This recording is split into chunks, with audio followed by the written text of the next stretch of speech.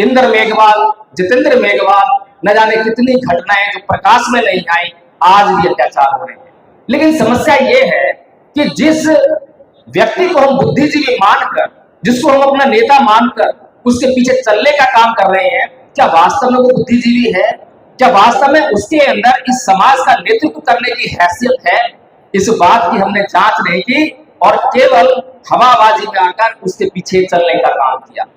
जब आप नकली खाना खाओगे तो आपके लिए कभी असली काम नहीं करेगा, नकली खाना आपको नुकसान ही देगा। अमित शाह ने, मोदी ने, आरएसएस ने बाबा साहेब का सम्मान करने ठेका ले रखा है क्या? नहीं, बाबा साहेब का सम्मान करने ठेका तो बहुजन समाज ने ले रखा है। बहुजन समाज का कर्तव्य है कि वो बाबा साहेब का सम्मान करे और करवाए, लेकिन ये बहुजन समाज ही बाबा साहेब का लगातार अपमान करता है। तो मेरी पीड़ा है कि बाबा साहब एक सरकारी नौकरी मिल जाए, उस परिवार को मुआवजा मिल जाए, तो क्या उसका न्याय हो जाएगा? चलो मैं मान लेता हूं कि परिवार के साथ में न्याय हो जाएगा, लेकिन मैं आप लोगों से पूछना चाहता हूं कि वो जो अन्याय हुआ था, वो क्या वो परिवार पर अन्याय हुआ था या समाज पर अन्याय हुआ था? अन्याय तो समाज पर हुआ था, तो समाज के साथ में न्याय होना चाहिए। तो बाबा साहब डॉक्टर भीमराव अंबेडकर के ऊपर भी अन्याय हो रहा था और बाबा साहब डॉक्टर भीमराव अंबेडकर ने किसी अध्यापक से, किसी नाई से अपने ऊपर हुए अन्याय का मुआवजा नहीं मांगा कि अब मैं मंत्री बन गया हूं, मुआवजा दे, नहीं तो मैं एफआईआर कराऊंगा। तो एक बच्चा किताब में पढ़ता है कि उसके समाज के उस फलानी जगह पर इतने घर जला दिए गए, इस तारीख को जलाए गए, इस शहर में जलाए, इतने लोग मारे गए। वो बच्चा सारे तथ्य याद कर लेता है और परीक्षा में उन तथ्यों को लिख कर आता है जांच करके, और परीक्षा पास कर लेता है, और परीक्षा पास करने के बाद नौकरी पा लेता है और मस्ती का जीवन जीता है। एगिटेशन नहीं हुआ। वहीं दूसरा बच्चा भी उसी घटना को किताबों में पढ़ता है और किताबों में पढ़ने के बाद घर जाकर उसकी नींद उड़ जाती है, चैन गायब हो जाता है कि मेरे समाज पर अत्याचार हुआ, मुझे क्या करना चाहिए, मैं क्या कर सकता हूं, मैं चैन की नींद नहीं सो सकता। वो एगिटेशन है, उसे आंदोलन कहते हैं। लेकिन हमारे समाज ने तो आंदोलन का मतलब समझ लिया कि झंडा उठाओ और सड़कों पर बड़ी भारी भीड़ इकट्ठी करो, रोड जाम करो, सरकार की नाक पे दम कर दो। ये आंदोलन का मतलब समझ लिया। आंदोलन का मतलब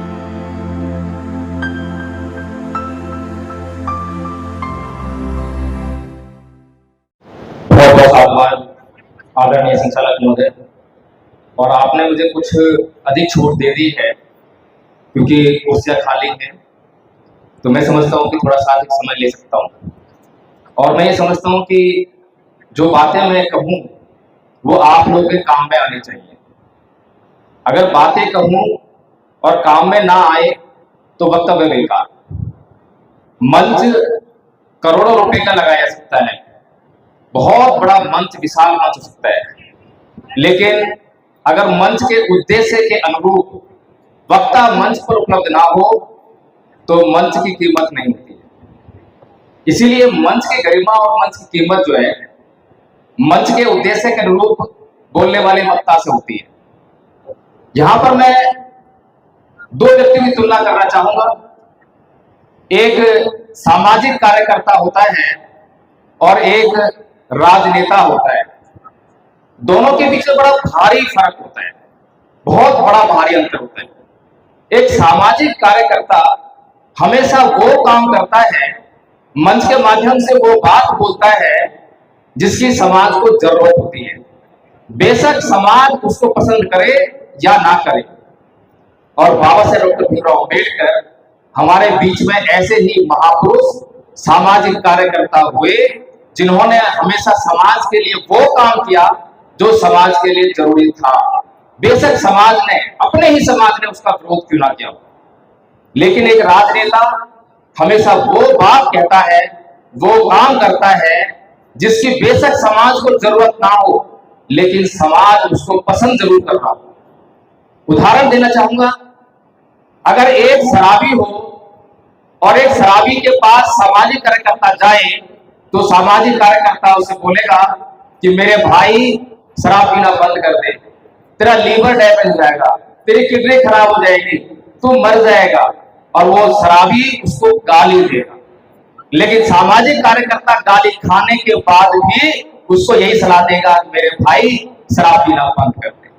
लेकिन एक राजनेता जब उस शराबी के पास आएगा तो एक बोतल लेकर आएगा और कहेगा कि ये ले पी और वोट मुझे ही दियो। लेकिन विडंबना है ये समाज की, बड़ी भारी विडंबना है। समाज का उत्थान का कार्य करता है सामाजिक कार्यकर्ता, लेकिन समाज सम्मान फूल मालाएं देता है उन राजनेताओं को जो समाज का बेड़ा गर्क करने में लगे रहते हैं। इसीलिए आज भी चारों तरफ चर्चा सुनने को मिलती है कि लोकतंत्र खतरे में है, संविधान खतरे में है, आरक्षण खतरे में है। अरे वाह, जब एक बाबा साहेब थे और अकेले बाबा साहेब ने जो सब कुछ खतरे में था उसको खतरे से निकाल लिया, और आज हमारे पास लाखों आईएएस हैं, आईपीएस हैं, जज हैं, वकील हैं, पढ़े लिखे हैं, और फिर भी समाज खतरे में है, लोकतंत्र खतरे में है, संविधान खतरे में है, आरक्षण खतरे में है। इसका मतलब कि हमारा समाज पढ़ा लिखा नहीं है। यहां जो नारा लिखा हुआ है शिक्षित बनो, अंग्रेजी में बाबा साहेब ने कहा एजुकेट, और एजुकेट का जो पढ़े लिखे लोग अगर हिंदी में अर्थ करेंगे तो वो शिक्षित बनो नहीं होगा, वो शिक्षित करो होगा। क्योंकि जब हम शिक्षित बनो करने के लिए कहेंगे तो उसका उद्देश्य होगा कि मैं अपना पेट पालने के लिए, अपने परिवार का पेट पालने के लिए शिक्षा हासिल करूं। लेकिन जब बाबा साहब कह रहे हैं कि शिक्षित करो, तो इसका मतलब ये है कि जब मैं शिक्षित हो जाऊंगा, नौकरी पालूंगा, तो अपने समाज के भीतर जाऊंगा, समाज में देखूंगा ये समाज का कौन सा बच्चा शिक्षित नहीं है, उसको शिक्षा क्यों नहीं मिल रही है, मैं उसको शिक्षा दिलाने के लिए हर संभव परिवर्तन करूंगा। तो बाबा साहेब का जो अंग्रेजी का वाक्य है वो बड़ा महत्वपूर्ण है, और ये अंग्रेजी का वाक्य आपको वाम सेब के लोगों पर मिलेगा, जहां पर अंग्रेजी में लिखा है एजुकेट, और उसके बाद लिखा है एगिटेट, और हिंदी में क्या लिखा है संगठित रहो। लेकिन हम दिमाग का इस्तेमाल नहीं कर रहे हैं। मुझे बताएं पढ़े लिखे लोग, क्या अंग्रेजी में जो एगिटेट लिखा बाबा साहेब ने, उसका हिंदी में अनुवाद संगठन होता है क्या? संगठन की अंग्रेजी तो ऑर्गेनाइजेशन होता है, ऑर्गेनाइज होता है। तो फिर ये सब कहां से आ गया? इसका मतलब ये बाबा साहेब की बात नहीं है, ये हमारे अपने विचार है। क्योंकि बाबा साहेब जब कुछ बोलते हैं तो उसके पीछे बहुत बड़ा उद्देश्य होता है, बहुत बड़ा विजन होता है, ऐसे कुछ नहीं बोलते। बाबा साहेब ने एगिटेट इसलिए बोला, एक बच्चा किताब में पढ़ता है कि उसके समाज के उस फलानी जगह पर इतने घर जला दिए गए, इस तारीख को जलाए गए, इस शहर में जलाए, इतने लोग मारे गए। वो बच्चा सारे तथ्य याद कर लेता है और परीक्षा में उन तथ्यों को लिख कर आता है जांच करके, और परीक्षा पास कर लेता है, और परीक्षा पास करने के बाद नौकरी पा लेता है और मस्ती का जीवन जीता है। एगिटेशन नहीं हुआ।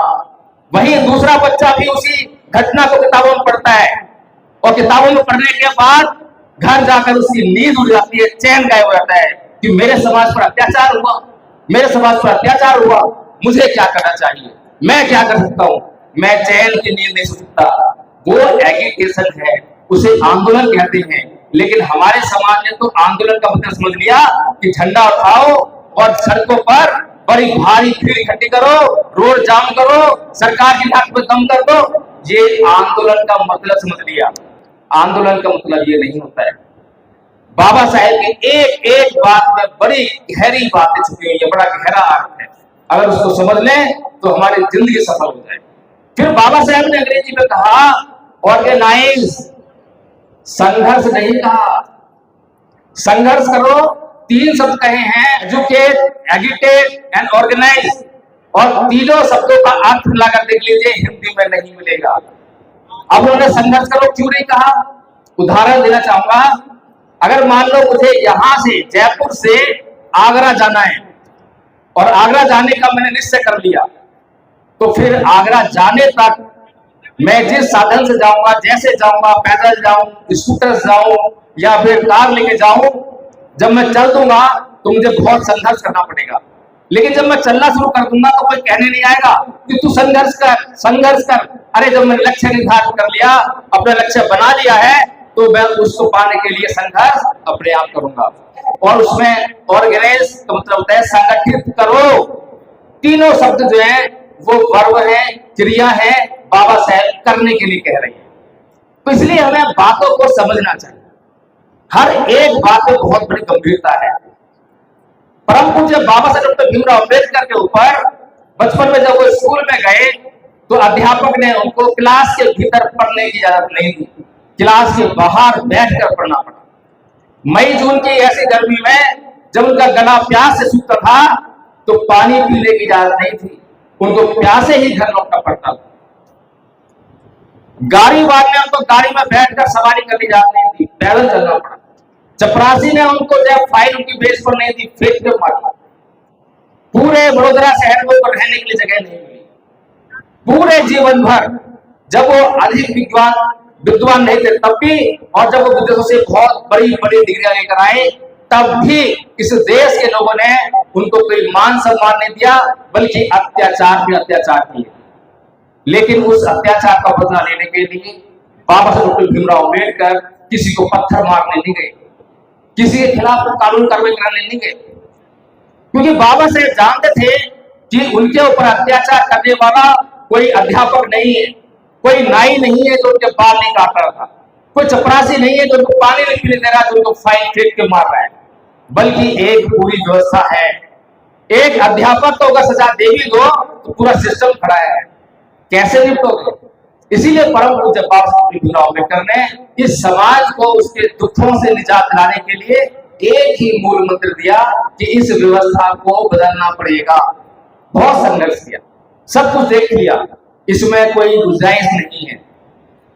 जब बाबा साहेब डॉक्टर भीमराव अम्बेडकर 13 अक्टूबर 1935 को यमुना में ये कहा कि मैं हिंदू धर्म में पैदा हुआ, यह मेरे बस की बात नहीं थी, लेकिन मैं हिंदू मरूंगा नहीं।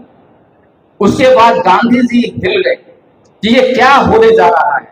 अगर बाबा साहेब ने हिंदू धर्म छोड़ दिया तो ये पूरे हिंदू धर्म के लिए बहुत घातक साबित होगा। और उन्होंने तुरंत बाबा साहेब को बुलाया, बाबा साहेब से बोले कि अम्बेडकर तुम क्यों रहे हिंदू धर्म में रहकर हिंदू धर्म में सुधार करने का प्रयास करते? तो बाबा साहेब ने कहा ये तो बहुत अच्छी बात है, इससे अच्छी बात क्या होगी, क्यों बेहतर मैं लोगों से दुश्मनी मोड़ दूं? तो बाबा साहेब ने कहा चलो ठीक है, गांधी जी एक काम करते हैं कि सबसे पहले वर्ण व्यवस्था शुरू करते हैं, हिंदू धर्म में से वर्ण व्यवस्था को हटा देते हैं। इतना सुनते ही गांधी जी हिल गए और बोले कि नहीं नहीं नहीं अम्बेडकर ऐसा कैसे हो जाएगा। Thank you. अरे अम्बेडकर ऐसा कैसे हो जाएगा, ये वर्ण व्यवस्था तो हिंदू धर्म की आत्मा है। और बाबा साहेब जानते थे कि मेरे समाज पर जो अत्याचार हो रहे हैं उनका मूल कारण जो है ये वर्ण व्यवस्था ही है। ये वर्ण व्यवस्था ही है जिससे जातियां बन रही हैं, जिससे छुआछूत पनप रही है। इसलिए इसको खत्म किए बगैर किसी भी प्रकार के सुधार की गुंजाइश नहीं है। लेकिन आज भी हमारे समाज पर अत्याचार हो रहे हैं, बंद नहीं हुए, आज भी हो रहे हैं। राजस्थान उसका बहुत बड़ा गवाह है। इंद्र मेघवाल, जितेंद्र मेघवाल, न जाने कितनी घटनाएं जो प्रकाश में नहीं आई, आज भी अत्याचार हो रहे हैं। लेकिन समस्या ये है कि जिस व्यक्ति को हम बुद्धिजीवी मानकर, जिसको हम अपना नेता मानकर उसके पीछे चलने का काम कर रहे हैं, क्या वास्तव में वो बुद्धिजीवी है? क्या वास्तव में उसके अंदर इस समाज का नेतृत्व करने की हैसियत है? इस बात की हमने जांच नहीं की और केवल हवाबाजी में आकर उसके पीछे चलने का काम किया। जब आप नकली खाना खाओगे तो आपके लिए कभी असली काम नहीं करेगा, नकली खाना आपको नुकसान ही देगा। एक तरफ जहां पर इंद्र देखभाल की घटना घटती है वहां पर तमाम संगठन जाकर आंदोलन करते हैं। चंद्रशेखर जी भी आंदोलन करते हैं, बसपा वाले भी आंदोलन करते हैं, और आंदोलन में क्या मांग करते हैं कि इस परिवार को मुआवजा दो, इस परिवार को एक सरकारी नौकरी दो। अब मैं आपसे पूछना चाहता हूं, क्या एक सरकारी नौकरी मिल जाए, उस परिवार को मुआवजा मिल जाए तो क्या उसका न्याय हो जाएगा? चलो मैं मान लेता हूं कि परिवार सुखी हो जाएगा, परिवार के साथ में न्याय हो जाएगा। लेकिन मैं आप लोगों से पूछना चाहता हूं कि वो जो अन्याय हुआ था वो क्या वो परिवार पर अन्याय हुआ था या समाज पर अन्याय हुआ था? अन्याय तो समाज पर हुआ था, तो समाज के साथ में न्याय होना चाहिए। तो बाबा साहब डॉक्टर भीमराव अम्बेडकर के ऊपर भी अन्याय हो रहा था और बाबा साहब डॉक्टर भीमराव अम्बेडकर ने किसी अध्यापक से, किसी नाई से अपने ऊपर हुए अन्याय का मुआवजा नहीं मांगा कि अब मैं मंत्री बन गया हूं, मुआवजा दे। नहीं तो मैं FIR कराऊंगा। कहा क्या? नहीं कहा, क्योंकि उनको समाज का उत्थान करना है, समाज का सुधार करना है। बेशक ये समाज अभी उन्हें रूढ़िवादी परंपराओं में लिपटा हुआ है, उनको छोड़ने के लिए तैयार नहीं है। और कार्यकर्ता 5 बजे से लग रहे हैं सुबह से, और मैं ये समझता हूँ कि मुझे मंच का सम्मान करना चाहिए, और मैं अपनी बातों को जो है यही विराम देता हूँ। लेकिन मैं एक छोटी सी बात जो मेरे भीतर दर्द है, परम पूज्य बाबा डॉक्टर भीमराव अम्बेडकर का हम सम्मान करते हैं, और सम्मान जो है मूर्तियों पर फूल मालाएं चढ़ाकर नहीं सकता, मूर्तियां लगाकर नहीं सकता, क्योंकि मूर्तियां लगाने का काम तो अमित शाह भी कर सकते हैं, मोदी जी भी कर सकते हैं, और मालाएं वो भी बना सकते हैं। अभी पीछे अमित शाह जी ने जब संसद में कहा कि अम्बेडकर अम्बेडकर अम्बेडकर ये फैशन हो गया है, तो अमित शाह के पीछे पूरा बहुजन समाज पड़ गया। लेकिन किसी ने ये नहीं कहा कि अमित शाह बिल्कुल ठीक कह रहे हैं। क्यों ठीक कह रहे हैं? क्योंकि अम्बेडकर का नाम लेना इस बहुजन समाज के लिए फैशन तो है। फैशन क्या होता है कि नाम तो बहुत लेंगे, पूजा भी करेंगे, माला चढ़ाएंगे, लेकिन बाबा साहेब की बात नहीं मानेंगे। तो अमित शाह ने गलत क्या कहा? अमित शाह ने बिल्कुल ठीक कहा। और क्या अमित शाह ने, मोदी ने, RSS ने बाबा साहेब का सम्मान करने का ठेका ले रखा है क्या? नहीं, बाबा साहेब का सम्मान करने का ठेका तो बहुजन समाज ने ले रखा है। बहुजन समाज का कर्तव्य है कि वो बाबा साहेब का सम्मान करे और करवाए, लेकिन ये बहुजन समाज भी बाबा साहेब का लगातार अपमान करता है। तो मेरी पीड़ा है कि बाबा साहेब डॉक्टर भीमराव अम्बेडकर ने संविधान में हमें लोकतंत्र का अधिकार दिया, और उस लोकतंत्र के अधिकार के तहत एक गरीब आदमी को भी MLA MP बनने का अधिकार है। लेकिन बड़ी विडंबना है, बड़ा दुर्भाग्य है कि जब से संविधान लागू हुआ है और आज तक ना तो संसद में कभी भी कोई गरीब नहीं पहुंचता, आज भी किसी विधानसभा में गरीब नहीं पहुंचता, और गरीबों के वोट से ही ये अमीर लोग संसद में पहुंचते हैं और विधानसभा में पहुंचते हैं।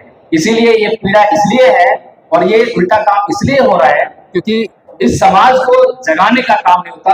और मैं जो काम करता हूँ, मैं मंच और माइक का शौकीन बिल्कुल भी नहीं हूँ, और मैडम और मैं जो है धम्मपद संघ के माध्यम से लोगों को बाबा साहेब डॉक्टर भीमराव अम्बेडकर के सही मार्ग पर चलने के लिए प्रेरित करते हैं, छोटा सा कार्य करते हैं। अगर आपको लगे कि ये कार्य महत्वपूर्ण है तो इस पर थोड़ा सा तवज्जो देना। इसी साथ अपनी वाणी को विराम देता हूँ। जय भीम, नमो बुद्धाय।